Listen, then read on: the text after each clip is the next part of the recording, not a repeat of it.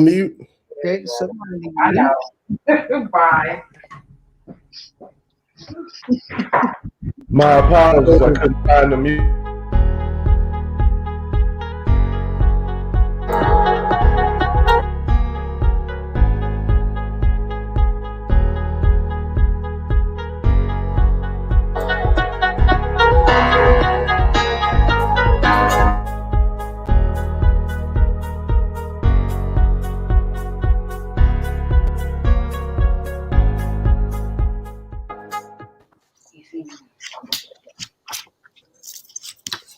Hello and good evening, everyone listening in. Welcome to How Do We Win, Part 2 of the series of BLM Louisville Virtual Week of Action, centered around mobilization. We have an amazing panel of national organizers and leaders coming together to be in conversation with one another at a critical moment in history. This week marks the 1-year anniversary of the extrajudicial murder of Breonna Taylor. And we are spending a week spreading love to Breonna Taylor's memory and all of the victims of state-sanctioned violence. And while we spread that love and honor these giants, we will also be calling folks into the movement so that we can talk about how we win together. My name is Tre Murphy. My pronouns are they and he, and I currently serve as the Deputy Director of Community Organizing at the NAACP Legal Defense and Education Fund. I will be your facilitator for tonight and over this next hour. Over the next hour, I'm honored to also be in conversation with some leading human rights crusaders in our country. I'm going to give each of the panelists an opportunity to introduce themselves, and I'll ask you to share the following. The first is your name, followed by your pronouns, followed by your organizational affiliation and your role inside of that organization. And then I'll ask you to kick us off by answering why is it important to mobilize our communities if we hope to win systemic change for Black people. So with that, I'm going to kick it over to Dee first. Good evening, everyone. Thank you so much for having me. My name is Deonte Jackson, or Dee. Most people call me Dee.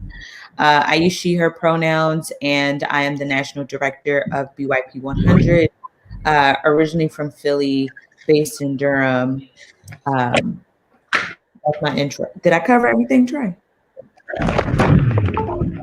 That's right. I think that there's a question around why is mobilization important to win a systemic change? Yes.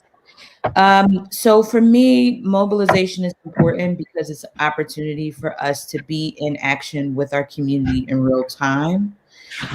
It's a way that we display our collective grief, our collective joy, our collective vision of what we envision, what we want, and what we want to make happen for ourselves and for the people that are in our community. And so with winning systemic change, having more people, we can't do anything that's worth doing is worth doing with other people. And that means that we need to be consistently organizing our communities to be permanently organized communities in order to always have the future that we deserve. Yes, thank you. Thank you for those gems. We're going to kick it over to Deonte. Hopefully I'm saying your name right. Yes, sir. I appreciate it. Dr. Deonte Hollowell here, and I'm a professor of African American Studies and History at Spalding University in Louisville, Kentucky. And as far as my pronouns, I go by the he pronouns. And I think the question was about mobilization and why it's important that we have mobilization in order to win systemic change. I believe that this is an opportunity, now I agree with what the sister said earlier, for us to get on the same page. I agree with the great Howard Fuller, who talks about the narrow strip of unity. In other words, if we can just get together on the things that we agree on most and mobilize and organize on those issues, then I think we get a lot more done. So I do think mobilization is important for systemic change. I appreciate you guys having me on the call, and I do apologize about that background noise earlier. Thank you. Thank you. Thank you. All right, let's go over to Rob. Good evening, everyone. My name is Rob, he, him, his pronouns. I'm a senior organizer with Organizing Black here in Baltimore, Maryland, now leading our campaign to defund the police. And why mobilizing matters, because it's an opportunity to be in action, organizing with our people, right? So like, especially in the moment right now where we're all in quarantine and feeling disconnected from each other, mobilization is a great way to be in action, connected with people. And it's a expression of our collective power and our collective joy. And I appreciate every opportunity to do so. Mm-hmm. Yes, come through with the expression. All right, Hooks, come on, round us off. Well, I agree with what everybody else said. But what I will add, I think being able to mobilize and bring folk together to take action is also very spiritual in a lot of ways. And I think that, and when I say that, because I feel like when people make a conscious commitment to take action, to move, to get off the couch, to do, etc., and then they're drawn by other people, you're making a conscious decision to take shared risk together. And when you get shared risk, you get shared reward together. And that's where I feel like the seeds of possibility. You know, sometimes people just go to, mobilize for one action, or you see a campaign that'll put a call to action out to go, show up at somebody's house, what have you. But I feel like it's what happens. It's the hard work that happens when people decide to take that risk together, that I think also not only brings us together because we have a shared enemy and a shared issue and problem, and if you continue to do that, you also get to reap the benefits of building trust together, that ultimately what I believe is that people will begin to say, we don't just have to move because our enemies are moving. We also can move in order to build the world that we want to see. Very much so what Didi spoke to around moving from a place of vision and being able to build. So mobilizing, it resurrects the human connection that we need so much, Yes, and Mary, could you just let us know who you are, fam? Oh, yeah. I'm Mary Hooks. I use she and her pronouns. I'm with Song. Song is my political home, a member at large. And I also I'm a political worker inside of Moving for Black Lives. I just, do what's asked to be done. So Yes. Shout out to the folks who do what's asked to be done of them. We need so many folks. As some would say, the doors of the movement is open. Well, this is fire already. So let's actually jump into just doing a quick, a little bit of defining what we're talking about or what we mean when we say winning, right? So people have different definitions of what winning actually looks like. Can you all talk to me a little bit around what does winning look like to you? What does it taste like? What does it feel like? How does it smell, right? How do we know that we have achieved some level of freedom and liberation for Black people in our lifetime when we get there? And with that, actually, I'll let you all sort of decide who wants to take that first. I won't even call on anybody. I can go ahead and go first, because I think that this is the conversation is kind of tapering off from a conversation that was had last night and is supposed to be ongoing throughout the week, is my understanding of it. And so to me, and I'm always looking at things from a historical standpoint, because that's what I do. I research and teach history. So to me, winning is just everybody acknowledging Black people's place in history, and acknowledging our achievements, and also Black people garnering the respect that we deserve in public places as well. So but people may say, what should happen to police if they do X, Y, or Z? And to me, winning is not even having to worry about that. And whatever that means, if that means that Black people need to have security, details and communities, fruit of Islam, if we need to go back to that, but any and all measures just to make sure that Black people are respected in the ways that we deserve to be.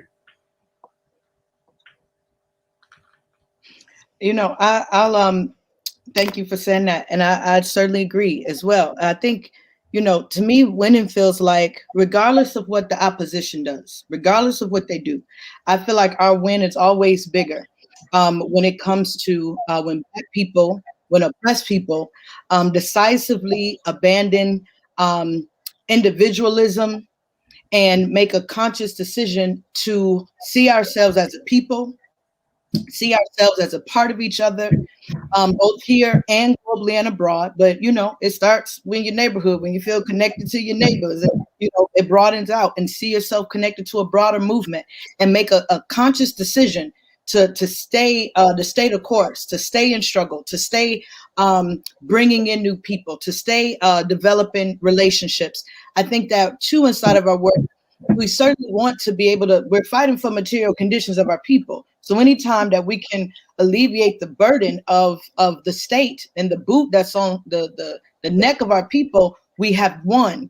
And I feel like our greatest joy, our greatest gift to ourselves and each other and other oppressed people, when we talk about winning, is being able to be in practice of the ways in which we want to govern ourselves, the ways in which we embody our politic, and the ways in which we can build more self-determination for our people. Yes, come through with them gems. Rob, I'm gonna go ahead and go over to you. Literally, Mary took the words out of my mouth. The biggest thing for me is changing the material conditions for Black people, right? So I want a world in which we have all the necessary basic needs. We have housing, we have shelter, we have food, we have education, we have all the things that we need, right? And with that comes safety, right? And with that comes a reduced need for police presence and the existence of police in general, right? Not only that, but like Mary was saying, like the ability to self-determine and self-govern ourselves, it comes with that as well. And what's required in that is deepening our relationships to each other, and that mobilization creates the opportunity for that deepening of those relationships. So that's the thread that I would like to weave through this conversation.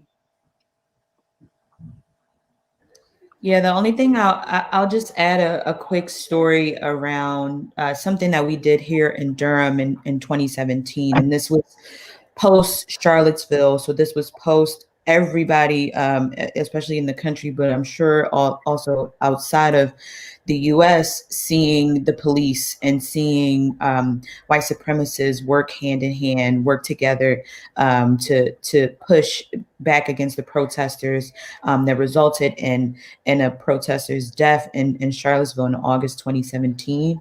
And the following week, the story that we like to tell is that the city of Durham decided it was time to take down a white supremacist statue that we had in our downtown for 101 years. And I think about that moment of being in the vicinity, being in the area of a white supremacist altar, a representation of years and centuries of violence that has been brought on us for many years. And I thought about, my people, my ancestors who are from North Carolina and have walked past that statue for decades, walked past that statue for many generations, and that I was able to stand there and actually see it crumble, to see it topple. And it was done by the people. And it wasn't done by permission. It was done based on our own determination of and represented the vision of what we saw for the future of our city.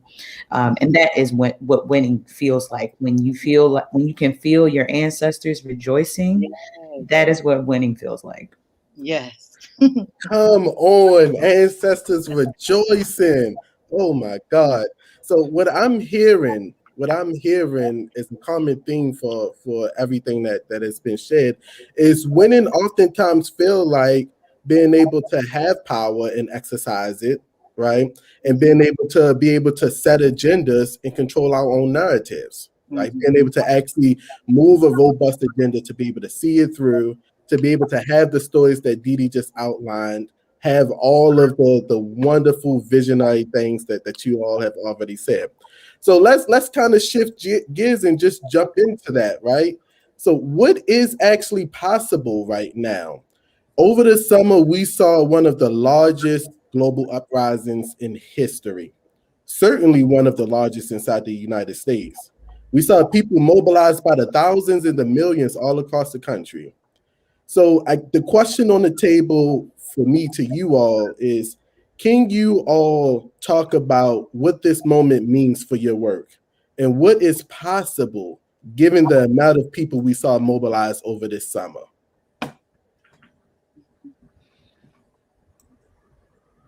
And I will actually start it with Deonte. Okay. So this is I hate to say it, but great opportunity for my work. I started working on my dissertation in 2005, and my topic was the current and historical relationships between African Americans and police. And I finished in '08. And so as I was finishing, that was when the whole cell phone era started to emerge, where you saw a lot of these incidences being recorded. And so all of the research I had done had been without consideration for this new era that was emerging right before our eyes. On top of that, I had been in grad school in Philly, and I returned back to Kentucky in '08. And all of these police shootings were kind of a part of the social fabric in the city. And so this summer, when the uprisings came, it was something that I was glad to at least be a part of, to be downtown Louisville very often, not as a protester, but not necessarily anyway, but as an observer, and to try to just make sense out of what was going on, to try to get the pulse of the people, how they were feeling, and to be able to record that. And so now I'm turning my dissertation into a book, and I'm actually teaching a class. It's the only class of its kind here in Louisville, at least at college, which is called Policing the Black Experience. And so with that, one of my students, he's a very active protester, organizer. And so I've just hired, I would say hired, but he's not getting paid. But he's going to be my lead researcher for my project and turning that into a book. So he gets to work for free, and I get to sit back and just tell him what to do. So it's been fun. Right now, he's researching all dissertations in and outside of African American studies that have to do with police and community relations. And so he's having fun right now. But so yeah, it's been advantageous for my work, as messed up as that sounds. Has been creating opportunities, more opportunities for me to be on calls like this and to visit and sit and network with organizers. Yeah. Thank you so much for that. And I'm gonna lovingly sort of request that if you can afford to pay people definitely. So just put that out there. Oh yeah, well, they had this thing called a mandatory internship. Yeah. And so his pay is in his grade. Oh, okay. Yeah, the Palace Industrial Complex. Let's kick it over to Didi. Yeah. I mean, I think many things is possible. I think with the at the beginning of the pandemic, it was so much happening. It was like, oh, it's actually possible to let people out of jail. It's actually possible for, the government to drop cash in people's bank accounts and drop checks. Oh, okay. So all of these things are possible. So what we've been advocating for, what we've been creating demands around, are not ridiculous. They are legit. And they are also ways that, again, like, we are trying to push our vision of the future forward that is people-centered, that is compassionate, and that is not destructive and exploitive. And I think that the combination of the economic collapse with the pandemic, with the uprisings has made very clear is that we don't have anything more than a capitalist system that we're living in, right? We don't have a medical system. we have a capitalist system, and that capitalist system makes the decisions or creates the process around making the decision of who gets access to care and who doesn't, who lives and who doesn't. We don't have an education system, right? We have a capitalist system that makes the process of deciding who gets access to education and who does not. And we're seeing a lot of the pitfalls of all of what has happened to us at the global scale, but especially to Black people and to our Black children this past year. I think the other thing too is it's calling us to really make a decision. Are we going to push for the same reforms, right? Like, in talking about the police, especially, like, the police have been trying to reform themselves since they've existed. And what we have been calling for of defund the police is not just taking money out of their budgets. It's actually a way that we can get more space to create more systems to keep each other safe that don't involve the police. It's actually a way of making more a reality what we mean when we say safe and what we mean when we say protected. And we have to be able to practice that. But we can't do that when the police are getting more money than our schools. We can't do that when the police are getting more money than we have access to medical care. We can't do that when the police are getting more funds, are getting more access to us than we have access to each other, right? And so I think that is what this moment is really calling to be really possible. Like, what is the transformation that we want to see, and how do we make our demands super clear? Yes, yes. Thank you for them gems, Didi. And I'm going to be coming to a specific question about the defund movement. So I'm hoping that you hold that thought real quick. But let's kick it over to Rob. Come on, Rob. What you got for us? Well, I mean, it's hard to not talk about defunding the police in this particular moment, right? So, like, building off of what Didi was saying and what I was thinking as well is, like, we're taking the mobilization and turning it into organization and movement of people, right? So it's not just people in the streets and then they go home and say that again for the folks. We're doing what? We're taking mobilization and turning it into organization of people, right? You need to have people that are invested in movement, that are in relationship with each other, moving towards a common goal and a set of demands. So for me, it is actually about winning some of these long fought battles against the police, right?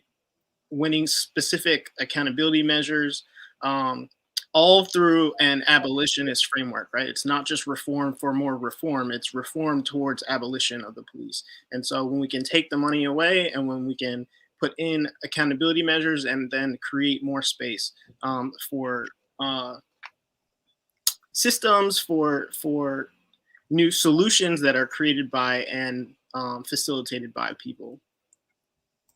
Yeah. And that to me was huge, right? Like, before summer of 2020, abolition as like a common conversation with random people, regular people, was just not a thing. And to me, that was such a beautiful transformation of this moment.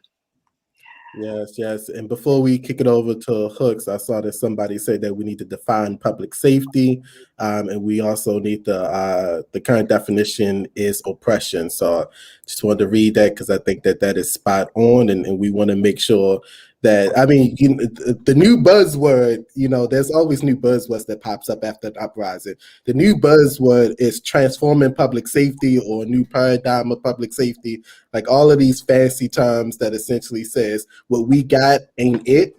And so we need to begin to think about what should be it. So with that, let's kick it on over to Hooks.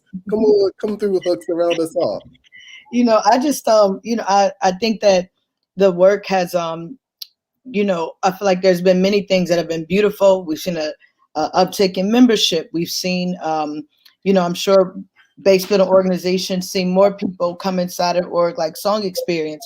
We saw more organizations lock and load inside of the Movement for Black Lives ecosystem. We saw, folks kick off new campaigns. So it creates much openings, and it has created a lot of openings. I think what it also has done the good work that has happened is also just like expose the harsh reality of what it is, of what time it is on the world's clock. What are the conditions? What are the ways in which our people are being hoodwinked by all the systems and capitalism, racialized capitalism that Didi named?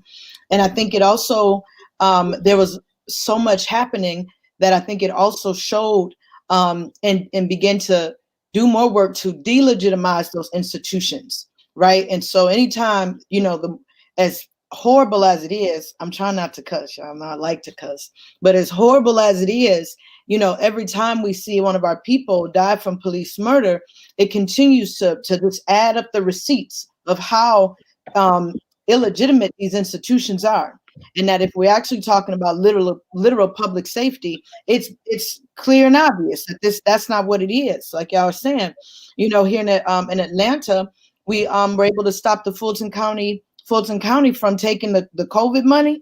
They try to pull a Lori Lightfoot, yo. They try to do a Lightfoot and literally they were trying to build like a whole like COVID area for the jail. When we were like, Black people, because it's us, y'all need to actually let the people out of jail. And when this thing first kicked off, we had gotten word that they were asking, are we gonna come bail people out? Oh, no. You gonna get people out. We gonna pressure you to let people out. And so I think it also it continues to just polarize, for the liberals. The liberals must decide which side you're on. Ain't no more middle ground no more. All that ain't cute. That ain't never been cute. But I think these moments have polarized and made people decide what time it is and what side they're really on. And just like we're all, as much as there have been much winning, much growing, much building, the backlash is goddamn real. I don't know if y'all seeing how Georgia's showing out, but the Georgia legislature is showing out. They're doing everything to make sure that Black folk and oppressed people do not vote, and losing access to the vote. They're, we're seeing a wave of the anti-protest bills being across states. I think Texas, Florida, Georgia, and I'm sure they're everywhere. They're everywhere. And so we also have to hold that when we winning, there's also the opposition, the backlash that comes with that. And so we have to be mindful about how we, what the other ways in which, every campaign, every win opens up another door for another win, and so of course, we don't always want our work to be on the defensive. We want to be able to do work that feeds us and do work that is, inside of our vision, but we also have to do the work to ward these cats off and to stop them in their tracks. And so that's part of the burn as well. Yes. Thank you for those gems. One of the things as each one of you was talking, one of the things that I heard, which is what is possible, is actual freedom for our folks, right? Like the ability for folks to be able to feel like their lives matter, to be able to feel like they can walk in their full dignity, to be able to feel like they actually have some level of power over their life, and not police or the state or all of these other state-sanctioned entities that essentially disproportionately harms and oppress them. So it's thank y'all for all of those gems. All right, so so one of the things that was pulled out earlier, and I just want to put a nice little bow on it, since it was already mentioned, was around the defund movement. So what we know right now is that over the summer, the calls to defund police in particular and law enforcement in particular have grown even louder, right? It has grown even more visible. And in some cases, it probably has already been enacted, right? But we also know what to be true is that our communities, before I even go to our communities, what we also know to be true is that the establishment, the traditional establishment has an issue with defunding the police, right? We also know that within our communities, there's some level of political nuances that exist when we talk about defunding the police, because folks want to know what is actually going to keep them safe, right? So the question on the table for you all as panelists is, what are your current thoughts on the defund movement, right? And as a caveat to that, how can we also be able to do what Rob said around taking mobilization and making organization. So I'm going to add both of those on, sort of compounded around what's your thoughts on the current defund movement and how can folks stay in action around this and actually create the change through some formalized structure. And I'm actually going to start off with Rob this time.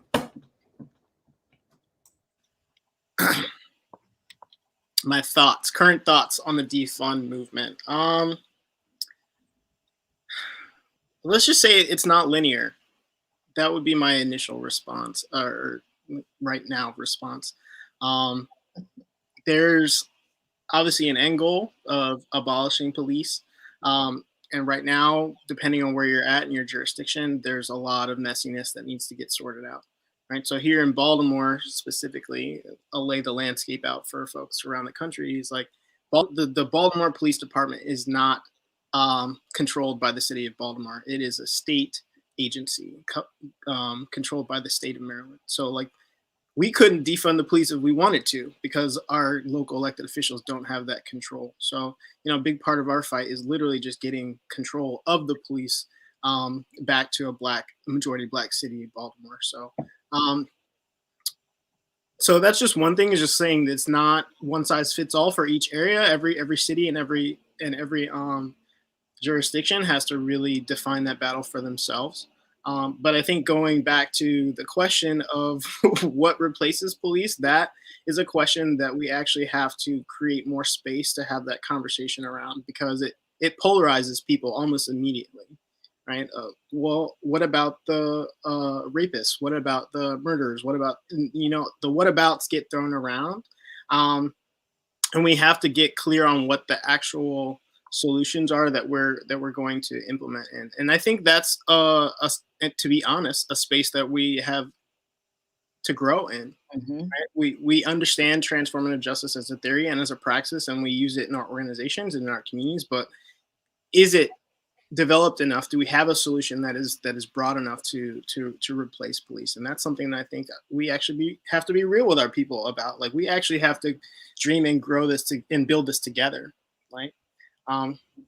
So that's my current thoughts on it. And when you're talking about moving people into organization, that's been my biggest thing. Is like, you have to join an organization to be in political principled struggle with people, right? So a lot of folks turned out in the street in summer 2020 and didn't join an organization. And then they're like, what can I do next? I'm like, you missed the boat, Like, you got to be in alignment with people and working collectively and struggling collectively. So once folks join organizations, then it's like, all right, how can the organizations work together towards common goals? And that's what we're working on in Baltimore, is building coalition across the space. So yeah. Yeah, and I just want to state that the doors of the movement is open. So, while you may have missed the boat during the summer, it's a perfect time right now to plug in and get in alignment.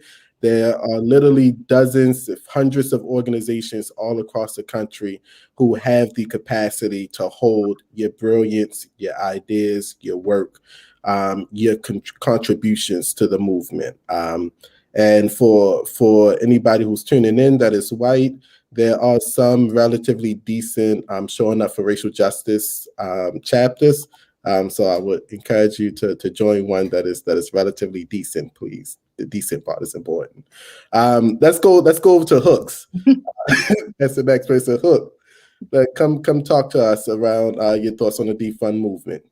I think that for many of us who've been around for some time, I remember BYP 100, correct me if I'm wrong, but begin to use the frame about divest, invest. Maybe, was that right? Like 2015-ish or so? Yeah, but, 2015, 2016. Yeah. So we were all like, oh yeah, right, boom, cool. So we're all like, yeah, divest, invest. And I feel like much organizing happened around that, all the things, and these cats didn't listen. And I feel like,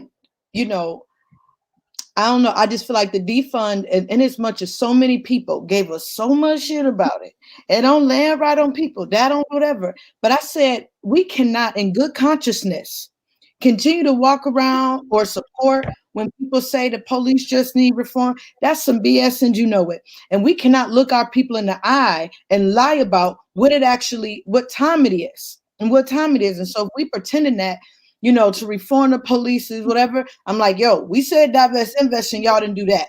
You know what I mean? And that was a smooth little drink of water. But now we saying defund. Maybe we need to be more explicit. But I feel like the defund movement is Miriam Kaba always, just mash it out to Miriam Kaba, talks about abolition. And many of us know and understand this. It's not just about dismantling a thing. It's also about building a thing. And so I feel like some of the ways in which, particularly here in Atlanta, how we're like, how do we hold these cats that we paying our taxes to? How do we hold them accountable? Atlanta's in an election season, right? So it's local, mayoral, and the city council. These cats gonna get the smoke, period, right? And at the same time, we also know that we can't just build coalition to change policy. We also have to build coalition and work that actually allows us to spend, if not as much, more time building the thing that we need to do. So our coalitions aren't just like the usual players. There has to be folk at the table who are organizing or are in organization with Black people. For instance, the churches.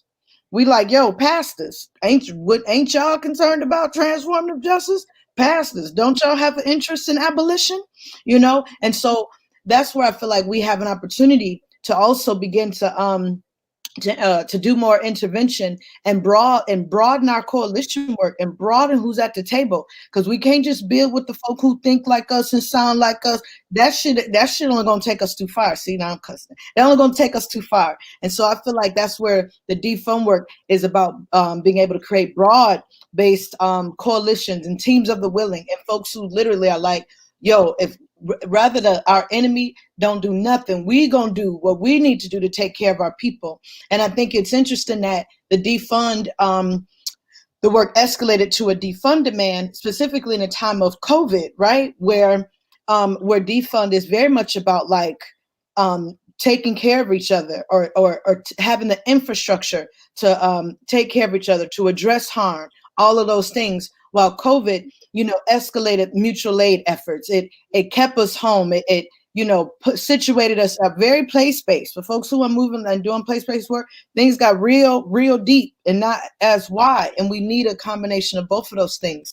And so, and we're seeing, I just want to name too, just like how, internationally, we saw the defund movement also kick off. The SARS fight and ending SARS. And folks, I was talking to some comrades in London. They're like, yes, we ought to defund shit too, right? And so, and as much as we could call it what we want to, but I just think when Black people make a joyful noise, and when we begin to express our desires for liberation and freedom, like whatever we say is always going have ripple impacts across the globe, because we just talking to each other and our other people. So yeah, I think that it's going to be a slow and steady fight.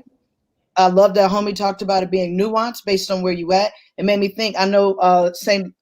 Louis, Missouri used to have have the police department, and they fought for it to be localized. So it'd be interesting to see how they won that. OBS, I'm sure, has some historical memory on it.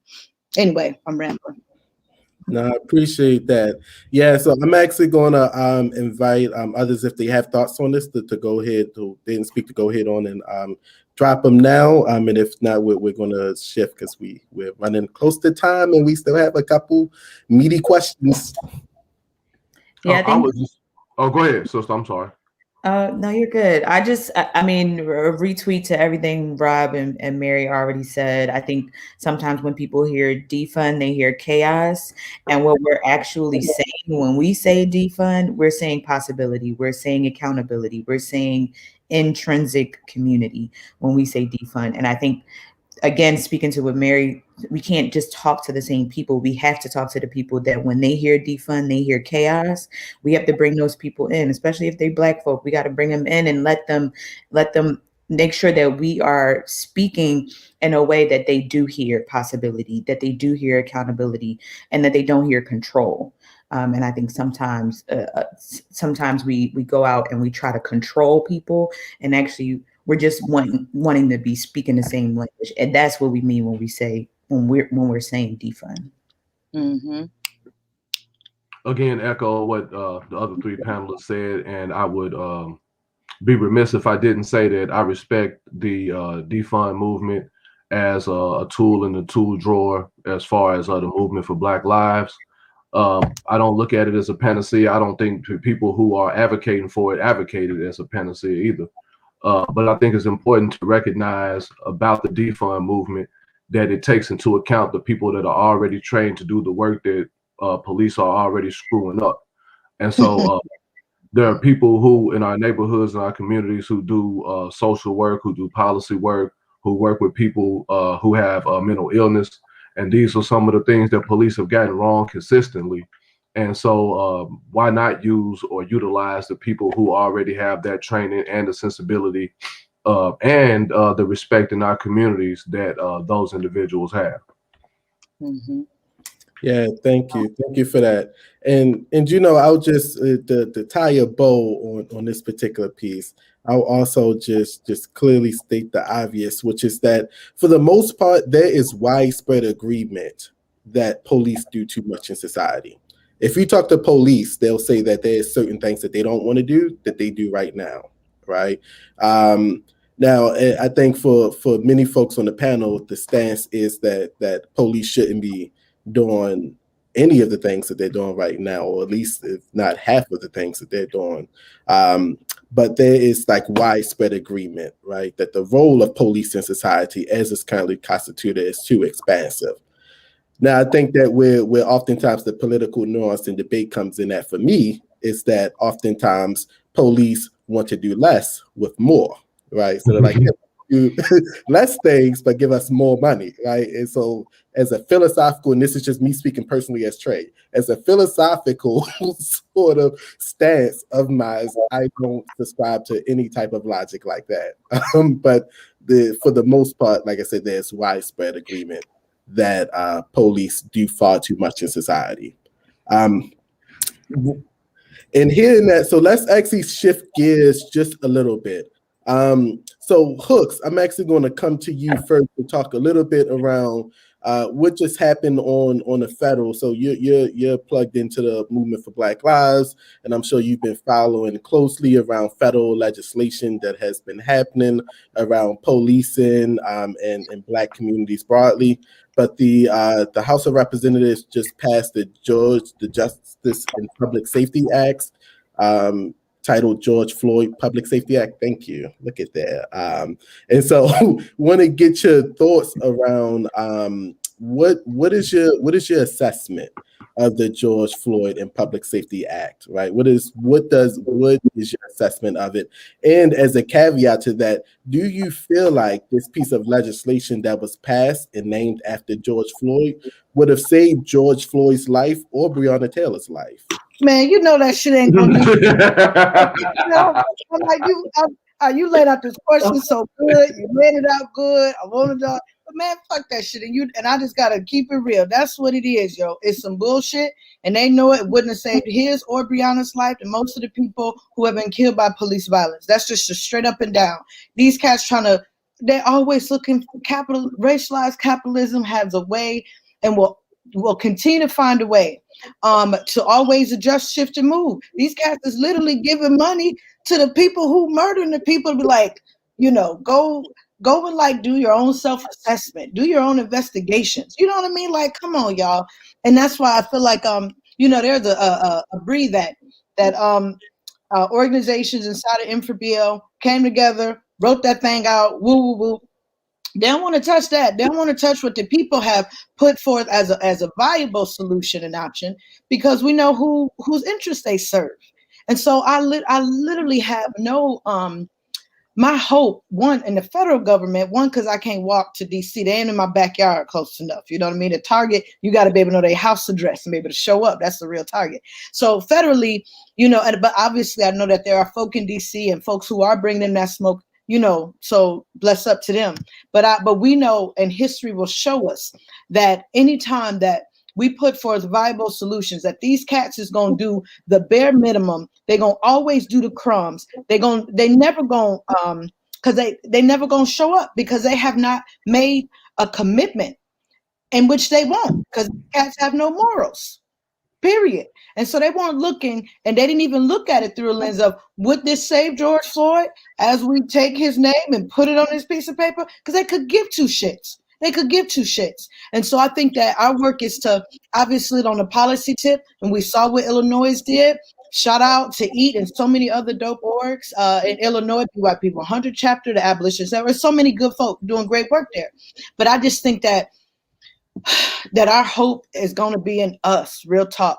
Our hope is that my hope is that as we write more policies and continue to challenge these cats around whether federal, state, local policy, that we're also writing different agreements on how we be together in community and be able to instill that level of community buy-in around how we address harm, how we actually interact and be with one another.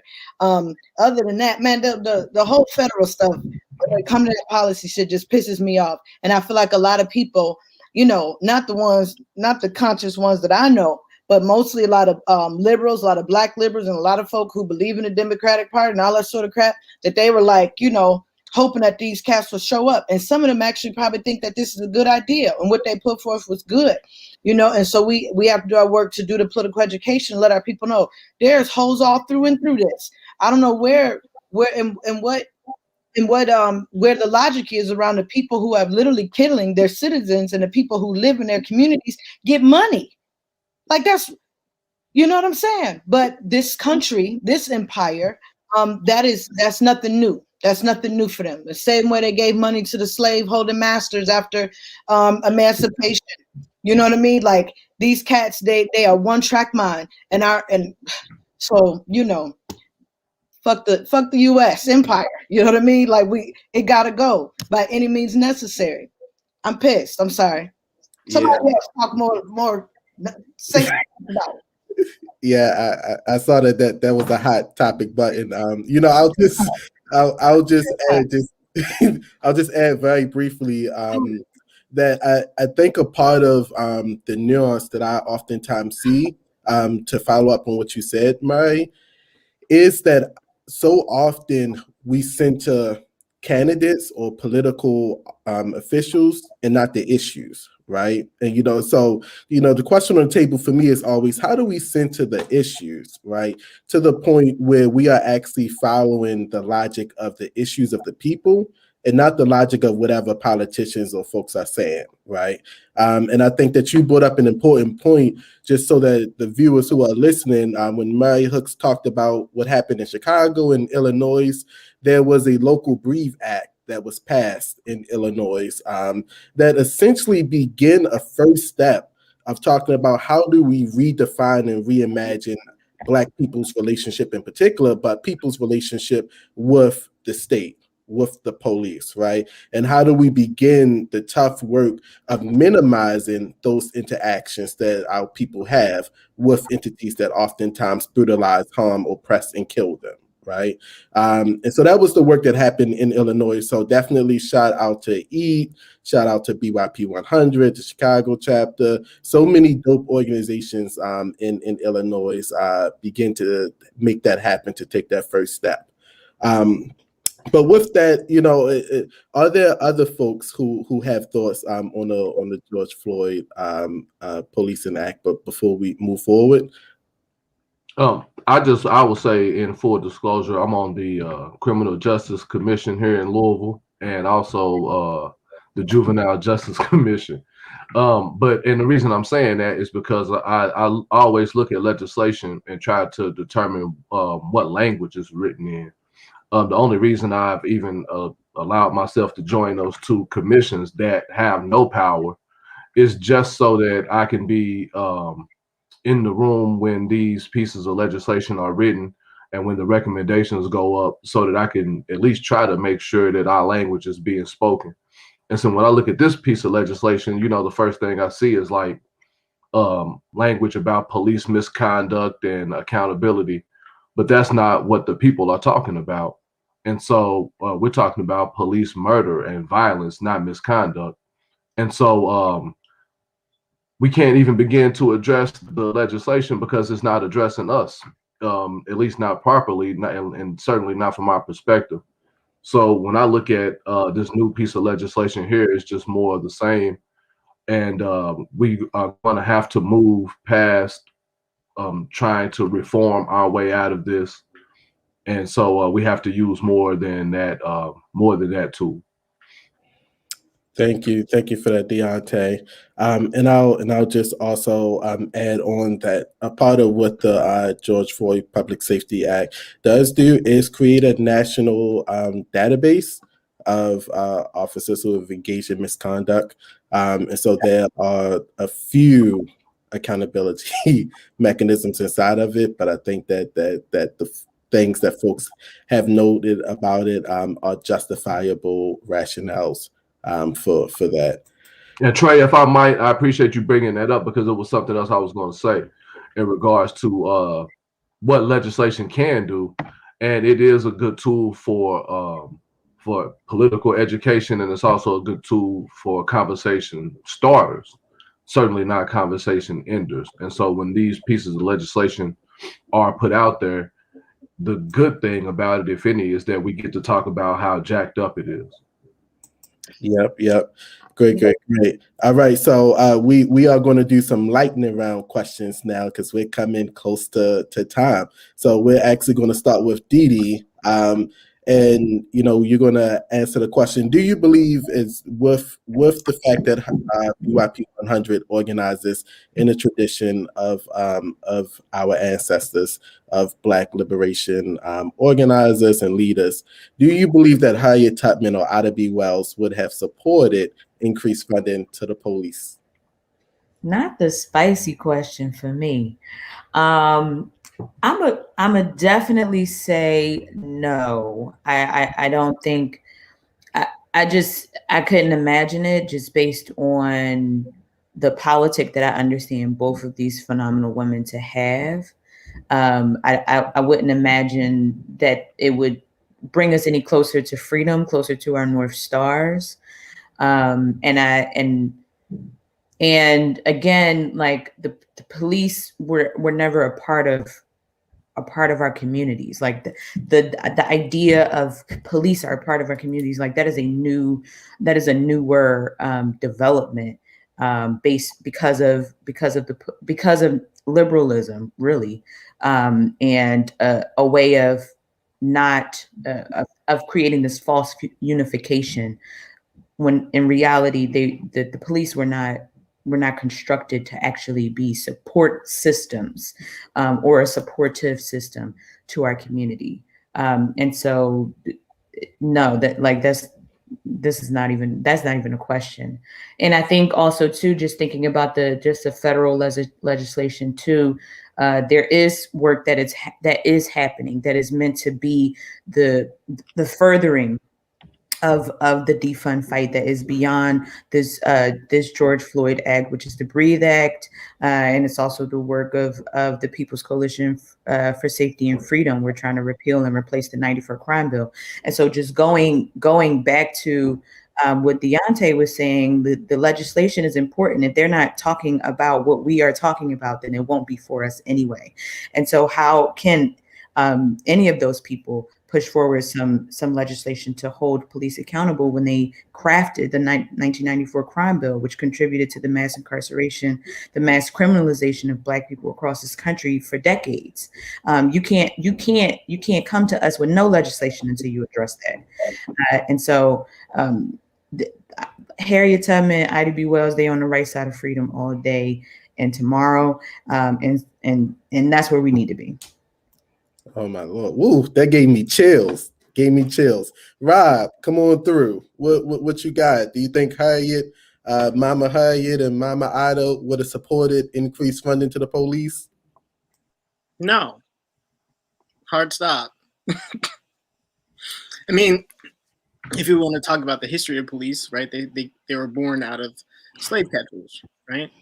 And then they're institutionalized to protect the capital of white landowning men. So no, they were never put in place or institutionalized to protect Black people or to protect people in general, working class people. They exist to protect capital and to protect the elite. So no. Thank you. Deonte. No. Next question. No, certainly not Harriet Tubman, and certainly not Ida B. Wells. Ida B. Wells was working to end lynching and to put a spotlight on brothers and sisters being killed at the hands of police. And Harriet Tubman was operating as a vigilante against systems that treated us even worse than police do now. So not a chance. Good. Yeah, and Mary, let's round it off. Obviously, I'm gonna say no, but I do, something in my spirit tells me that Mother Harriet would have led the raid, like she did at Cumbie. She would have led the raid in DC, and that shit would have looked real different January 6th had she been the one organizing folk. That's what I think probably would have been happening. And Ida B. Wells would have, continue to uplift the narrative about what it is and what time it is for Black people. So yeah, that's what I think. Thank you. So vivid. I am in love with this panel. All right, so just shifting gears slightly. Over the last decade plus, if we want to go back to Oscar Grant and Trayvon Martin and Mike Brown and so many other sort of new iterations of fallen soldiers and giants who have helped to make the spark happen for this current iteration of the movement. But over the last decade, we have seen uprising after uprising. And almost always when there is a high profile death, our folks mobilize in response to it, and they mobilize in mass numbers. But what is also true from my vantage point is that every time there is a mass mobilization, there isn't always a demand, or at least not a clear demand, right? Can you all talk just a little bit around what effective mobilization can look like for our people when it's attached to a demand? And do you believe people should be turning up on the stage if they don't have a demand? And I'll start with Hooks because I see you laughing. Well, I think I feel like two things. One, I think it's important to have a demand because so folks can begin to build their systemic analysis. And so it becomes, broader than an individual was murdered by this police officer, but folks begin to broaden their analysis around systemic violence and state violence and institutions that create violence. I also think, I remember maybe like that was 2014-ish or so. And all the folks was mobilizing, around the police murders. And there wasn't a campaign in hand that folks could, to put language and desire and demand around what it is folks mobilize around. Literally, it was just mad, walk around the streets, which I'm like, hey, that can feel good. However, that doesn't necessarily get the goods for our people. And so I think it's important to be clear about what it is we're demanding and calling for. And I think that as Africans and as people who are kidnapped folk and people in this country, that we have that any day, anytime, any moment, we have, I feel like we should have the audacity to always pop off on the state because they are always our opposition, whether they kill somebody or not. I woke up mad at the state today because I'm very clear about what you've done to our people. And so I think, of course, on a practical, strategic level, yes, a demand. On a spiritual, ancestral, we are clear about what time it is, our relationship to this U.S. empire. Tear this shit up by any means necessary at any given time. I don't give a shit. So that's the way I feel about it. Deonte, we'll come to you next. Okay. And I'm gonna obviously agree with everything the sister said, and then I'm gonna look at it from two perspectives. One, I think that we can't even start making demands until we understand historical perspective. And so my function here in Louisville is to educate all the individuals that are getting down with the movement, that are trying to mobilize, to say, okay, now that you have the energy toward mobilization, what do you know about what's happened here in the past? These incidents are not new phenomenon. They're old. They've been happening since we've been in the United States. What do you know about the political energy that it takes to have made it this far as we have in the movements that we've had? So understanding that historical perspective to me is key before we can even start making demands. And then also, and to me equally important, is that each soldier needs to know their role in the movement. A lot of times when this uprising started to really kind of pop off, a lot of my friends that aren't a part of the movement were hitting me up like, man, you're an activist, you down there. I'm like, I'm not an activist, I'm not a protester. I'm a researcher, and I'm oftentimes an organizer. But everybody needs to understand the structure and the way things are done, so that when you go down here and you protest, you know exactly what you're talking about, but you also know your role. And so if you do go down there and pop off in the middle of town, let's say downtown Louisville, then you know that you're putting yourself in harm's way. And we need you to do that. We need people that are willing to put themselves at risk or put themselves in harm's way for the benefit of our people, but know what you're getting into, know your role. And when you do try to cross over roles, just make sure you understand what's going on from all angles. Mm-hmm. Yeah, thank you for that, Deonte. And we're going to come back to that movement roles piece, but I am going to actually ask Rob really quickly if he has anything to add. I mean, I'll first off to say, if you Black, you already in harm's way. So come and join us, right? Get with the team, and we can do the work together. So going back to what Mary said, once we have a demand, I think it creates the roadmap for success. And then folks can determine how they want to fit into that, right? So like when we said we want to defund the police and made that very, very clear, there were groups that were just popping up left and right doing actions that were associated with those demands. And I'm like, all right, let's get it together. And that was beautiful. So like, yes, the demand is clear, and it creates room and space for people to fit into what you're building. Thank you. And Dee, let's round us off. What you got? Yeah, the only thing I'll add is that we need to be consistent about the lines that we're trying to draw of what we are demanding. So if we are demanding that less money go to the police and more money go into the things that we want, we need to know what those things are, right? And that requires base building. That requires actually talking to people and letting people know, hey, did you know our city spends $60 million on the police every year, and they have brand new cars every year? What would you do with your city if you had $60 million? And that is how we actually build what we are trying to do. Those answers, because we had served with during Beyond Policing campaign and coalition that I'm a part of here locally.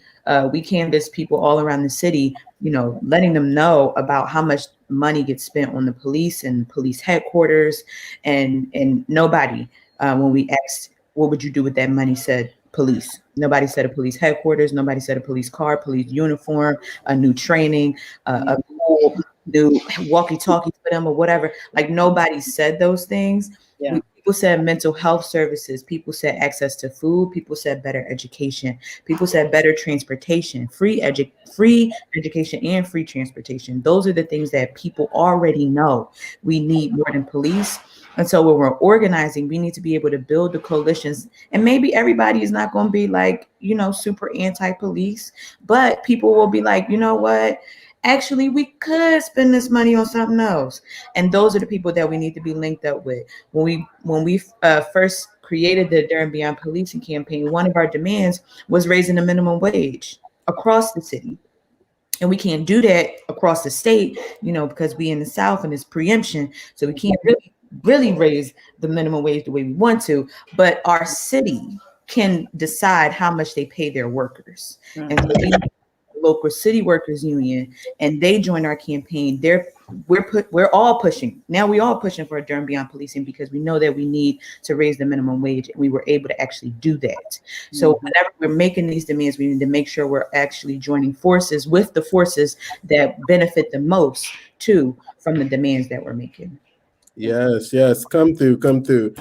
Look at this fire panel. We got about 10 minutes. So unfortunately I have more questions, but I'm going to ask a question each of you all in closing before we wrap up here today, so that we can actually get through the rest of the questions.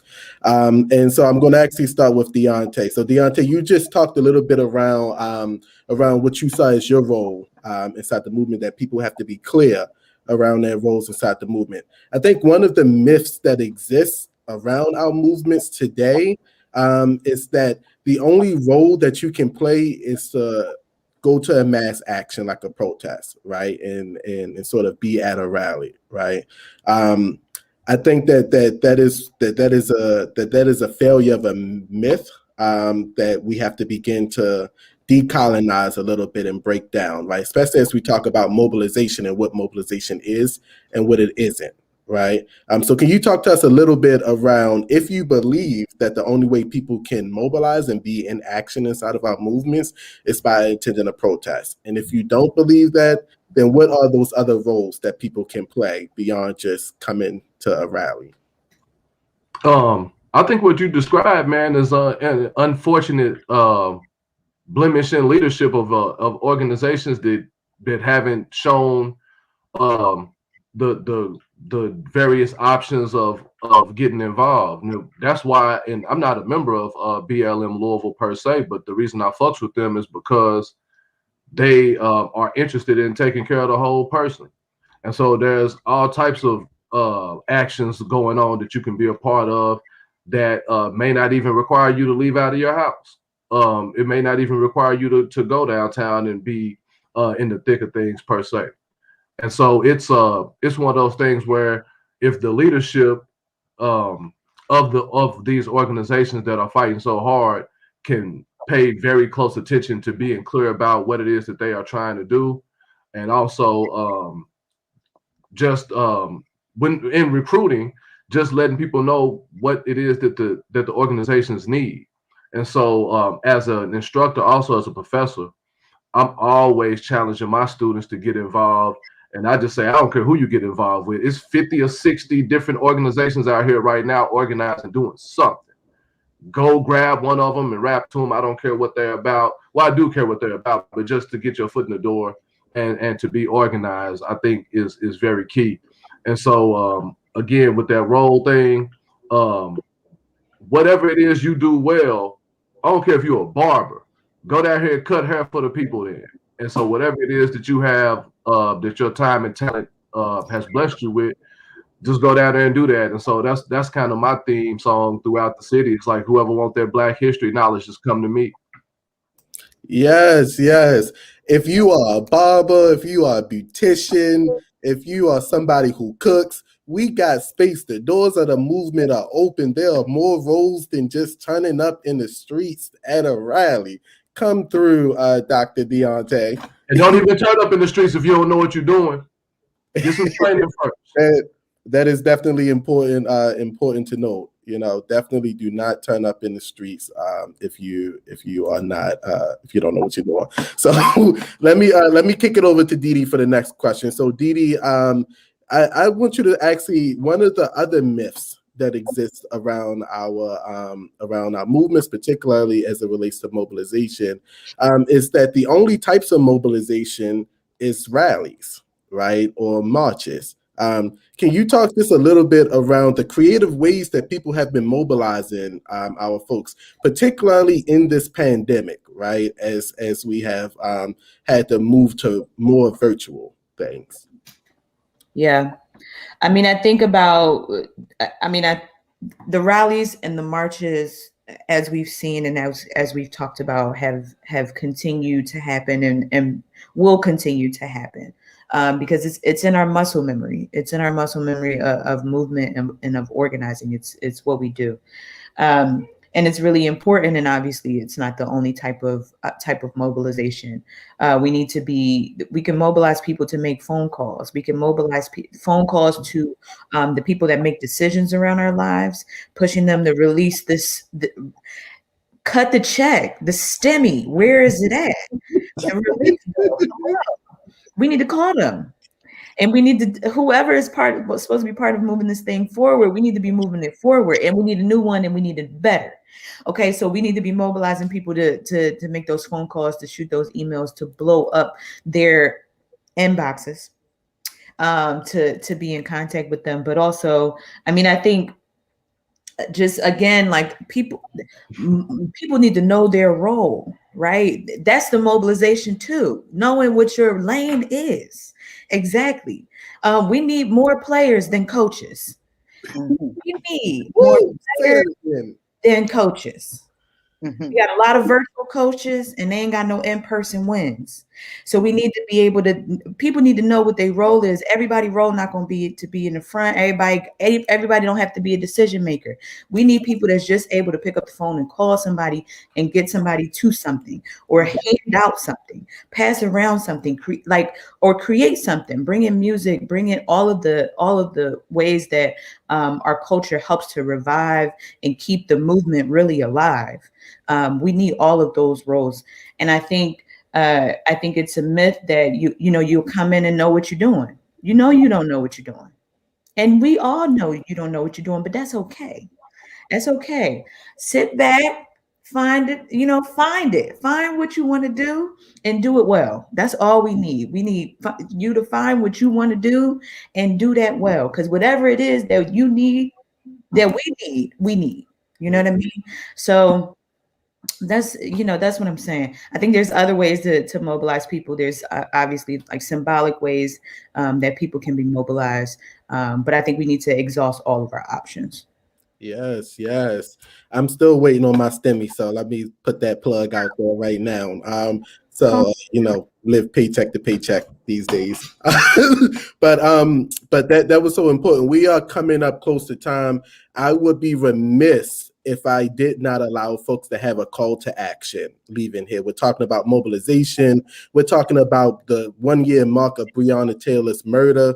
We're talking about how our people are still struggling in a deadly pandemic, all of these things. But one of the things that has happened most recently is a couple of weeks ago, folks know that we had a major storm that devastated the South, and particularly the Gulf South, right? Texas got a lot of press attention. Everybody was like, oh my gosh, Texas, right? Which they should be, right? It was like folks are struggling in Texas, but the people who were affected by this storm expanded far beyond just Texas, right? And so what we know right now is that people in Jackson, Mississippi, 2 weeks after the storm still do not have any running water inside of their homes. So Dee, can you just leave us with a quick call to action around, I know that BYP 100 has a Jackson chapter. So can you just tell viewers how they can plug in and support the homies in Jackson, and what the call to action is for them to actually get in movement with us? Absolutely. Yeah, I mean, I think it's been 4 weeks, and folks have still not gotten, like you said, folks have not gotten all of the things that they need. There are still people without the essentials that is needed, especially during the pandemic, including water. And so folks part of the movement for Black Lives Ecosystem, People's Advocacy Institute, and partners and organizers across Mississippi have been pulling together resources to respond to this climate disaster, and also hold the people that need to be held accountable. And in the meantime, we need folks to really support folks in Jackson as they still continue to live without. And so we're pushing people to the people's People's Advocacy Institute is doing a fundraiser for people to donate, and those funds go directly to the mutual aid work that's happening in Mississippi in response to the storm. Yes, and you can see on your screen exactly how you can donate to that work. All right, y'all, we are coming up to time, so we're going to do this lightning round, and we're going to start off with Deonte. What is one quick thing you want folks to leave with knowing related to how do we win in mobilization? Learn how to read. Learn how to read. Know your history. Know what's going on. Thank you. Thank you. Thank you.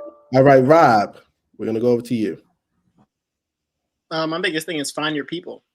So who's out there that is aligned with your political vision for the future, shares your principles and praxis, and you can get down with them. Come through. Dee. Yeah, I would say what I said before. Find what the need is and do it well. Find what your role is, how you feel the need, and do that well. Yes. And Mary. I would say to make sure like it's not all just about the anger. You have to love our people more than you hate the state, and like do it from a place of longing and desire and a love for our people, a love for freedom, and a love for liberation, and that'll keep you in the game. Yes. So first and foremost, thank everybody for tuning in tonight to this important discussion. Thank this beautiful panel for all of the gems that you all have just dropped and given our people to be able to carry forward. Thank you for the call to action. Remember, donate, support the homies in Jackson, Mississippi. They are going through right now and they need our support. Our work goes far beyond just protesting. It has to go to the heart of what we are actually trying to be up to, which is taking care of our people and creating the conditions that will actually allow our people to thrive and succeed. And then finally, get promo. Yes, promo. Yes. We get do the moving right now. We get free.